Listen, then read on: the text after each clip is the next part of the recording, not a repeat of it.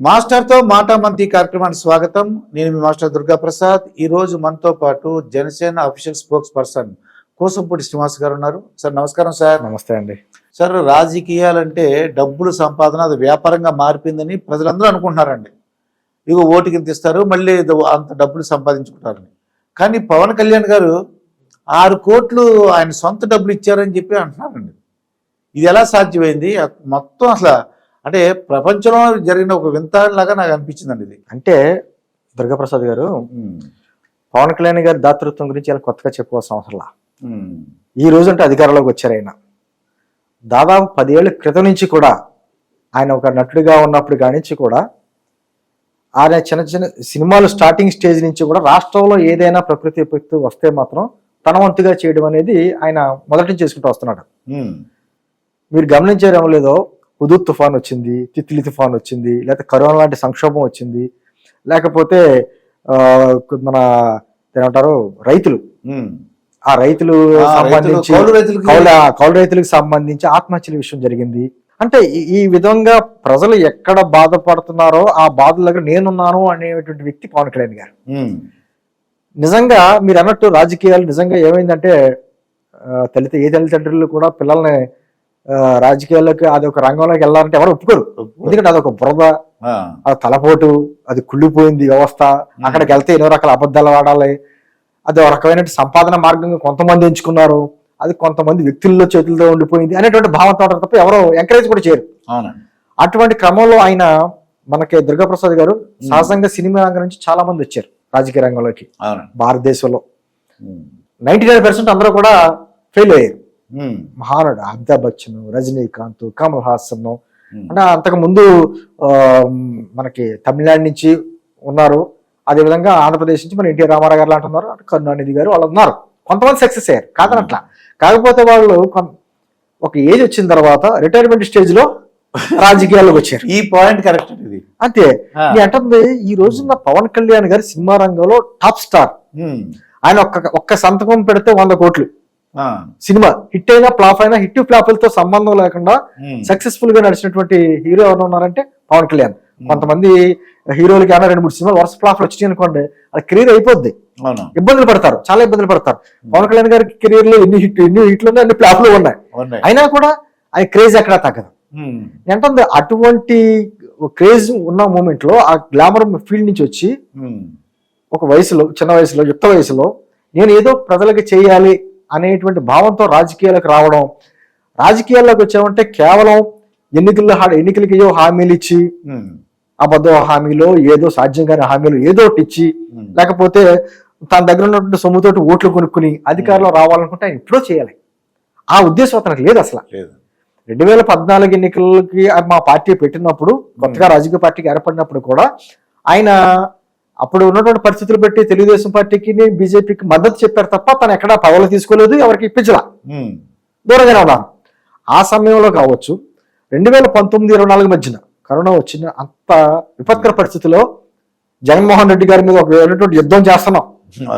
ఆ యుద్ధం చేసే టైంలో అక్కడ ఉన్నటువంటి జగన్మోహన్ రెడ్డి వేరే వ్యక్తి అనేది మాకు సంబంధం లేదు. ఆంధ్రప్రదేశ్ ప్రజలు ఇబ్బంది పడుతున్నారు, అలాగే తెలంగాణ ప్రజలు, అంటే దేశం మొత్తం కూడా ఇబ్బందికర పరిస్థితులు. ఆంధ్రప్రదేశ్ ప్రభుత్వానికి 50 లక్షలు, తెలంగాణ ప్రభుత్వానికి 50 లక్షలు, కేంద్ర ప్రభుత్వానికి 1 కోటి రూపాయలు. ఆ విధంగా 2 కోట్లు ఆ రోజు అనౌన్స్ చేశారు. అదే సందర్భంలో కౌలు రైతుల ఆత్మహత్యల్లో ఆంధ్రప్రదేశ్ దేశంలోనే 2వ స్థానంలో ఉందంటే, రైతుల ఆత్మహత్యల్లో 3వ స్థానం, కౌలు రైతుల ఆత్మహత్యల్లో 2వ స్థానంలో ఉందంటే చాలా బాధాకరం. ప్రభుత్వం ఏమో ఎక్కడా పట్టించుకున్న దాఖలాలు లేవు, వాళ్ళకేమో కౌలు రైతు కార్డులు లేవని ఏదో రకరకాల టెక్నికల్ ఇష్యూస్ చెప్పేసి వాళ్ళు ఇబ్బందులు పెడుతున్న పరిస్థితుల్లో నా వంతుగా 1 లక్ష రూపాయలు, అదొక భరోసా. 1 లక్ష రూపాయల వల్ల ఏదో చనిపోయిన వాళ్ళు ఎలా 1 లక్ష రూపాయలు అండి, ఒక్క రైతుకి 1 లక్ష రూపాయలు చొప్పున అలా ఇచ్చుకుంటూ వచ్చారు. అంటే ఎక్కడైనా సరే, ఇప్పుడు హుదూద్ తుఫాన్ విషయంలో ఒక విషయం చెప్పాలి మీకు. హుదూద్ తుఫాను సందర్భంలో నేను నాగబాబు గారితో ఎక్కువ ట్రావెల్ అవుతాను కాబట్టి చెప్తున్నా. అప్పుడు చంద్రబాబు నాయుడు గారి గవర్నమెంట్ లో ఆయన బ్యాంక్ అకౌంట్ లో ఉన్నది 60 లక్షలు, బ్యాంక్ అకౌంట్ బ్యాలెన్స్ 60 లక్షలు, ఆయన ఇచ్చింది 50 లక్షలు రాశాడు. ఇంకా 10 లక్షలు మిగిలింది. అంటే కుటుంబీకులు అంటారు, నువ్వు ఉంచుకోవాలి కదా, భార్య పిల్లలు ఉన్నారు, నువ్వు నిల్వ పెట్టుకోవాలి, కొంచెం నిల్వ, అది ఏమి లేదండి. ఆయన ఆ తన బిడ్డలకు పెట్టినటువంటి ఆ రికరింగ్ డిపాజిట్స్ కూడా తీసుకొచ్చి పార్టీకి వచ్చి పెట్టాడు ఆయన. అంటే రాజకీయాలు నిజమైన ఒక విధమైన స్వచ్ఛ రాజకీయాలు రావాలి, మంచి రాజకీయాలు రావాలి, రాజకీయాలంటే ఒక ఆదాయ మార్గం అనేటువంటి ఉన్న రోజుల్లో ఆయన ఒక ట్రేడ్ మార్క్ మాట. ఈ విధంగా కూడా చేయొచ్చు రాజకీయాలు, నిజంగా ప్రజల పట్ల ప్రేమ ఉంటే ఏ విధంగా చేయొచ్చు అనే దానికి ఉదాహరణగా ఆయన వచ్చాడు. అంటే ఆయన చేతికి మామూలుగానే నమ్మకం ఉండదు, ప్రతి దానికి ఆయన సంపాదన ఎంత ఉంటుందో తెలియదు. ఈ పార్టీ నడపడానికి లేకపోతే బయటకి ఇటువంటి కాలమిటర్స్ కి ప్రకృతి విపత్తులు వచ్చినప్పుడు లేకపోతే ప్రజలు ఇబ్బందులు పడుతున్నప్పుడు ఆయన రాసేటువంటి విధానం ఎలా ఉంటుందంటే అలా రాసేస్తాడు ఆయన. ఏంటంది ఈ రోజు ఆయన విమర్శిస్తున్నారు కొంతమంది. అంటే ఈ విజయవాడ ఉందనుకోండి, చంద్రబాబు నాయుడు గారు తిరిగారు, పవన్ కళ్యాణ్ తిరగలేదు. ఏంటంది ఆయన తర్వాత ప్రెస్ మీట్ కూడా ఆయన పెట్టి ఆయన క్లారిటీ ఇచ్చారు. నేనంటూ వస్తే బయటకు కొన్ని ఇబ్బందులు వస్తాయని చెప్పేసి అధికారులు అక్కడ సహాయ కార్యక్రమం అధికారులు వద్దన్నారు కాబట్టి నేను ఆగవలసి వచ్చింది అనే మాట మాట్లాడుతా ఆయన ఒక పక్క నుంచి లోకేష్ గారు వెనకాల ఉండి అధికారులను ఎలర్ట్ చేయడం, ఎక్కడికెక్కడ సహాయ కార్యక్రమాలు ఏ విధంగా జరుగుతున్నాయని చూడడం, తర్వాత కొన్ని ప్రదేశాల్లోకి బాధితుల దగ్గరికి మనం వెళ్ళడానికి కూడా పరిస్థితులు లేనప్పుడు టెక్నాలజీ ఉపయోగించి డ్రోన్స్ ద్వారా పంపించే కార్యక్రమాలు, అంటే ఒక విధంగా వెనకాల బ్యాక్గ్రౌండ్ కార్యక్రమాలు చేసుకుంటూ వెళ్తున్నారు. నాకైతే అండి ఇప్పుడు ఇక్కడ ఈ తుఫాన్ కార్యక్రమాలు చేసినప్పుడు ఈయన సినిమా యాక్టర్ కదండి. ఇప్పుడు చంద్రబాబు నాయుడు అంటే ఒక రాజకీయ నాయకుడు ఆయన. సినిమా యాక్టర్ అవడం వల్ల చూడాలి ఉద్దేశం తోపులు అట్లా ఉంటుందని నేను అనుకున్నాను. అంటే ఆయన మామూలుగానే సాధారణంగా అందరూ అంటారు ఇది ఒకసారి వస్తారు, 2 సార్లు వస్తారు, 10 సార్లు చూసుకుంటా వస్తారా అంటే ఆయనకు ఉన్న ఇబ్బందిని మేము దగ్గరుండి చూస్తున్నాం వాళ్ళం. ప్రతిసారి ఆయనకి చాలా ఇబ్బంది. ఒక్కొక్కసారి అది అభిమానం వల్ల ఆయనకు కూడా ఇబ్బంది కలిగిన పరిస్థితి. ఆయనకి ఇసుకొస్తుంది ఒకసారి, మీరు అరవకండి, కేకలేయకండి, అలా మీద పడకండి అనేటువంటి. అంటే అది నిజంగా ఏదో అతను ఏదో చేయాలని కాదు, అది ఆ అభిమానం అటువంటిది. ఆ అభిమానంతో వాళ్ళు కొంచెం అత్యుత్సాహం చూపిస్తా ఉంటారు. అంటే మీరు అన్నట్టు కరెక్ట్, వాళ్ళకు ఒక ఊపు అంటారు. ఏమక్కలేదండి, ఆయనతో ఒక ఫోటో దిగితే చాలు అనేటువంటి సందర్భాల్లో ఉన్న వాళ్ళు చాలా మంది ఉన్నారు. ఇంకా అంటే ఆ ఫోటో వల్ల అతనికి ఎంత లాభమో తెలియదు కానీ మురిసిపోతాడు జీవితాంతం. అంటే అటువంటి కరిష్మా అన్నటువంటి నాయకుడు. అంటే మనకు కావాల్సింది ఏంటి, ఎవరైతే వరద బాధితులు ఉన్నారో ఆ చివరి బాధితుడి వరకు సహాయం అందిందా లేదా, అది ప్రాణ నష్టం జరగకుండా చూసారా లేదా, ప్రభుత్వ బాధ్యత అది. అది అంటే ఇది విమర్శలు చేయడం కంటే ముందు అక్కడ ఉన్నటువంటి ప్రజలను రక్షించాలి, వాళ్ళకి ఆహారం, నీళ్లు లేకపోతే మందులు సరఫరా చేయాలి. అదే సందర్భంలో ఇప్పుడు బురదంతా వస్తుంది, ఆ బురదంతా క్లీన్ చేయించి విష జ్వరాలు ఏమి ఇది లేకుండా అది చూసుకోవాలి, అది ప్రభుత్వ బాధ్యత. అది చేసుకున్న తరుణంలో కొంతమంది ఆయన రాలేదు, అక్కడ కూర్చున్నాడని, ఇంకా జగన్మోహన్ రెడ్డి గురించి అయితే మనం ఏం చెప్పక్కర్లేదు. ఆయన ఏం విమర్శిస్తున్నాడో ఆయనకే తెలుసు, ఆయనకి అర్థమవుతుందో లేదో కూడా నాకు తెలియదు.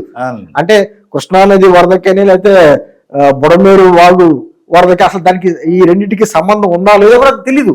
బుడమేరుని ఒక నది అంటున్నాడండి ఆయన, అది వాగది. ఆ గేట్లు ఎత్తేస్తాడు, బుడమేరు వాకి గేట్లు ఉండవు, వాకులు ఉంటాయి అక్కడ. అంటే దేనికి ఏముంటుందో తెలియదు.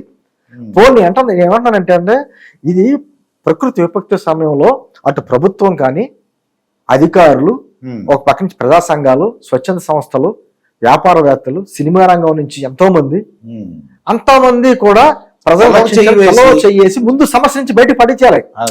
సమస్య నుంచి ప్రజలను బయటకు తీసుకొచ్చి ఆ తర్వాత రాజకీయాలు మాట్లాడు తప్పలేదు. అంతేగాని సమస్యల్లో ఉండగా ఈ సమస్యకి కారణం ఎవరో మనకు తెలుసు, అయినా కూడా ఎక్కడ రాజకీయాలు మాట్లాడాల, ముందు వాళ్ళని రక్షించాలని ఉంటారు. ఎప్పుడైతే జగన్మోహన్ రెడ్డి వచ్చి రాజకీయాలు మాట్లాడాడో ఇది బాబు గారి సృష్టి, లేకపోతే మ్యాన్ మేడ్ డిజాస్టర్ అని, మ్యాన్ మేడ్ ఫ్లడ్ అని కొత్త కొత్త పదాలు వాడాడు, అప్పుడు మాకు ఖండించడానికి మాట్లాడాల్సి వచ్చింది. అసలు మీరు మాట్లాడడం పనిలేదు. ఏమిటంటే ఇప్పుడు అదే జగన్మోహన్ రెడ్డి గారు మాజీ ముఖ్యమంత్రి అయినా, తర్వాత ప్రజెంట్ ఏమో పులివెందుల ఎమ్మెల్యే, భారతదేశంలోనే ధనిక రాజకీయ నాయకుడు జగన్మోహన్ రెడ్డి గారు. ₹1 ఏమైనా విరాళం ఇచ్చాడా? ₹1. పోనీ బాధితులు పరామర్శించగలుగుతా ఒక పొట్లగానే పట్టుకెళ్ళి, ఆహార పొట్లం, ఒక 6 డజన్ అచ్చిపళ్ళు పట్టుకెళ్ళాడా? అక్కడ కూర్చుని బురద రాజకీయం చేయడు. మొన్న వచ్చి 5 నిమిషాలు మాట్లాడాడు, ప్యాకప్ అయి బెంగళూరు వెళ్ళిపోయాడు, మళ్ళీ వచ్చాడు, నిన్న కాసేపు డ్రామా చేశాడు, మళ్ళీ ఈ రోజు మళ్ళీ అన్న వెళ్ళిపోతాడని తెలుస్తుంది మనకే.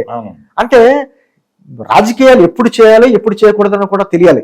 నిజంగా రాజకీయాలు తెలుసుకోవాలి. ఎందుకంటే అంటే ఇప్పుడు పైన మన తెలంగాణలో కూడా వరదలు వచ్చినాయి, అక్కడ కూడా ఇబ్బందులు పడ్డారు, కొంతమంది మృత్యువాత పడ్డారు, అక్కడ కూడా సహాయ కార్యక్రమాలు జరుగుతున్నాయి. మనది అదృష్టవానుకోవాలా దురదృష్టవానుకోవాలా నేను చెప్పలేను, కానీ ఆంధ్రప్రదేశ్ దిగునున్న రాష్ట్రం, పైన కర్ణాటకలో కానీ, మహారాష్ట్రలో కానీ, తెలంగాణలో కానీ ఎక్కడ వరదలు వచ్చినా, ఎక్కడ వర్షాలు అధిక వర్షాలు వచ్చినా దిగువకు నీరు మన దగ్గరికి వస్తుంది, మన దగ్గర నుంచి సముద్రంలో కలుస్తుంది. అందుకని మన జాగ్రత్తలో మనం ఉంటాం, కానీ ఒక్కొక్కసారి మన చేతుల్లో లేని పరిస్థితులు వస్తాయి. అంటే గత పాలకులు తప్ప ఏంటి అన్న తర్వాత దానికి పరిష్కార మార్గాలు ఆలోచించుకోవచ్చు. ప్రజెంట్ ప్రమాదంలో ఉన్నటువంటి ఆ ప్రజలను రక్షించడమే జయంగా పనిచేయాలి. ఈ రోజు చంద్రబాబు నాయుడు గారు 74 సంవత్సరాల వయసులో ఆయన 4-5 గంటలు 5 గంటలు అక్కడ వరద ప్రాంతాల్లో తిరగడం, ఆయన చేయవలసింది ఆయన చేస్తున్నాడు. ఆయన ఇది చేస్తానే ప్యారలల్ గా ప్రభుత్వ పాలన అందించాలి. మీకు ఎక్కడ అంత వర్షాల్లో కూడా ఎక్కడ పెన్షన్ ఆపలా, అదే సమయంలో ప్రభుత్వ ఉద్యోగులకి జీతాలు ఆపలా, రిటైర్మెంట్ పెన్షన్లు ఏది ఆపలా. అది జరుగుతూ వెళ్ళాలి.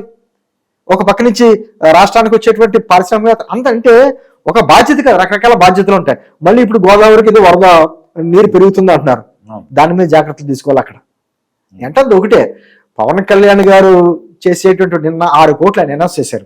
ఆంధ్రప్రదేశ్ ప్రభుత్వానికి 1 కోటి, తెలంగాణ ప్రభుత్వానికి 1 కోటి. అదే సందర్భంలో ఈ వరద ప్రభావిత ప్రాంతాలకు సంబంధించిన గ్రామ పంచాయతీలు దాదాపు 400 ఉంటాయి. 400 గ్రామ పంచాయతీలకి ఒక్కొక్క గ్రామ పంచాయతీకి 1 లక్ష చొప్పున 4 కోట్లు, 6 కోట్లు అనౌన్స్ చేశారు ఆయన. మేమందరం ఎక్స్పెక్ట్ చేయలేదు. సొంత డబ్బు, ఆయన కష్టపడి సొమ్ము. విచిత్రం ఏంటంటే ఆయన రూపాయి కూడా జీతం తీసుకుంటా. నాకు జీతం వద్దు, ప్రస్తుత పరిస్థితుల్లో ఖజానా ఖాళీ చేసి వెళ్ళిపోయి జగన్మోహన్, జీతం కూడా వద్దు, నా ఆఫీస్ ఫర్నిచర్ కూడా నేనే పెట్టుకుంటాను, మీరేం బిల్లు పెట్టొద్దు అన్నాడు అధికారులు. నేను అంటుంది, గత ముఖ్యమంత్రి గారు రూపాయి జీతం తీసుకుంటాను అన్నాడు. రోజుకు 800 కోట్లు అయ్యారో మనకు తెలుసు, అదంతా వేరే చర్చ. కానీ నేను అంటుంది ఒక సమయం సందర్భం రాజకీయం చేయడానికి ఒక విధానం అంటే ఉండాలి. అది లేకుండా కేవలం అధికారంలో ఉన్న వాళ్ళ మీద బురద చల్లడమే కార్యక్రమం అనుకుంటే ఇది సరైన పద్ధతి కాదు. ఇంకో ఉదాహరణ కూడా చెప్తాను. గత ప్రభుత్వంలో వైజాగ్ లో పారిశ్రామిక సదస్సు జరిగింది, ఇండస్ట్రియల్ సమ్మిట్. అప్పటి వరకు జరిగే కార్యక్రమాలను ఎటువంటి రాస్తారోకలు ధర్నాలా 3 రోజులు చేయొద్దు అని పిలిపించారు పవన్ కళ్యాణ్ గారు. ఎందుకంటే ఇతర రాష్ట్రాల నుంచి ఇతర దేశాల నుంచి ఇండస్ట్రీలు వస్తారు, అప్పుడు మన రాష్ట్ర పరువు పోకూడదు, అందుకని ఎటువంటి ధర్నాలు కానీ రాస్తారోకలు చేయొద్దని పిలుపునిచ్చారు. నిజంగా అప్పుడు చేయాలి, అంతేగా. అంటుంది ఏదైనా ఆ విధమైనటువంటి రాజకీయ తత్వం, మనస్తత్వం కేవలం ఎన్నికల్లో గెలవడం, అధికారం అనుభవించడం, పదవులు అనిపించడమే కాకుండా ప్రజలకి తన వంతు సాయం ఏ విధంగా చేయాలనడానికి ఉదాహరణ పవన్ కళ్యాణ్. అందుకే అతని దగ్గరికి గతంలోని ఆయన దగ్గరికి వెళ్ళి ఏమైనా సమస్య చెప్పుకుంటే పరిష్కారం ఉంటుంది, సమస్యల కేర్ ఆఫ్ అడ్రస్ అన్నట్టుగా ఉండేది పవన్ కళ్యాణ్. ఎందుకంటే మీకు ఎన్నో ఉదాహరణ, ఒకటి ఉదాహరణ చెప్పగలను. నేను ఏదైనా అంటున్నానా, ఈ రోజున ఆంధ్రప్రదేశ్ ప్రకృతి విపత్తుతో బాధపడుతున్నారు ప్రజలు. ఈ ప్రభుత్వం ఏర్పడి 2 నెలలు దాటిగా 3 నెలలు కూడా కంప్లీట్ అవ్వాలా. ఒక పక్క నుంచి ఖజానాలో డబ్బులు లేవు. ఇటువంటి పరిస్థితుల్లో ఖచ్చితంగా రాజకీయాలకు అతీతంగా అన్ని పార్టీలు, అన్ని ప్రజా సంఘాలు అందరూ కూడా కలిసికట్టుగా ప్రజలను కాపాడే పరిస్థితుల్లో ఉండాలి తప్ప బురద జల్లేజ రాజకీయం చేయకూడదు. ఇదండి కూసంపూడి శ్రీనివాస్ గారితో జరిగిన ఇంటర్వ్యూ. మరొక ఇంటర్వ్యూతో మీ ముందుంటారు మీ మాస్టర్ దుర్గా ప్రసాద్. నమస్కారం సార్. నమస్తే.